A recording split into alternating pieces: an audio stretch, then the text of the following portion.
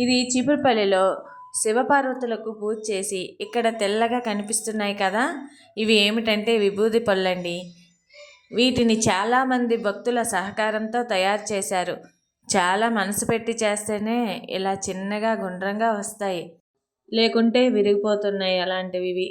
ఎంతసేపు ఎన్ని రోజుల నుండి చేశారో కదా. ఇప్పుడు అసలు విషయంకి వద్దాం.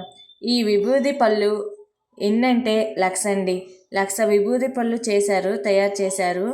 వీటితో ఆ పరమశివునికి అభిషేకం చేస్తారంట సాయంత్రం వేళ. ఇప్పుడు పూజ జరిపిస్తున్నారు శివపార్వతులకు. వాటిని మళ్ళీ వచ్చిన భక్తులందరికీ ఇస్తారనమాట. చాలా చక్కగా జరుగుతుంది ఈ కార్యక్రమం. అయితే అదే శివరాత్రి కార్తీక మాసం రోజుల్లో గుడులన్నీ కలకలలాడిపోతాయి కదా.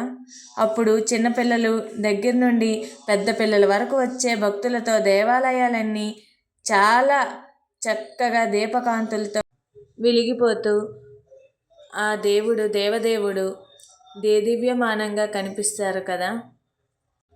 ఈ చిన్న చిన్న విభూది పళ్ళను 1,00,000 తయారు చేసి 1,00,000 విభూది పళ్ళతో అభిషేకం చేయడం అంటే మామూలు విషయం కాదండి.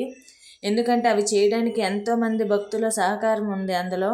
అవి చేయడానికి ఎంతో కష్టపడ్డారు. ఎందుకంటే అవి విరిగిపోయి కరిగిపోతున్నాయి. వాటిని చేయడంలో కూడా నేర్పు ఉండాలండి. అంత చక్కగా తయారు చేశారు అసలు.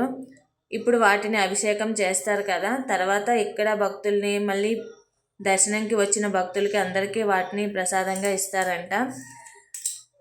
ఎంతమంది వచ్చి ఈ కళ్యాణ వేడుకను వీక్షిస్తున్నారు. ఇలాంటి కార్యక్రమాలు జరిగినప్పుడు ఎవరైనా కానీ అప్పుడప్పుడు వెళ్తుండాలండి. ఎందుకంటే మన సాంప్రదాయ విలువలు ఎన్నో విశేషాలు కొన్ని తెలుస్తుంటాయి. వాటి వల్ల మనకు తెలియనివి కూడా చాలా తెలుసుకొని ఎన్నో చేయవచ్చును.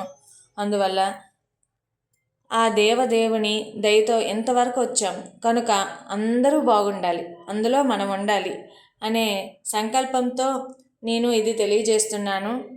ఓం నమః శివాయ, ఓం నమః శివాయ, ఓం నమః శివాయ.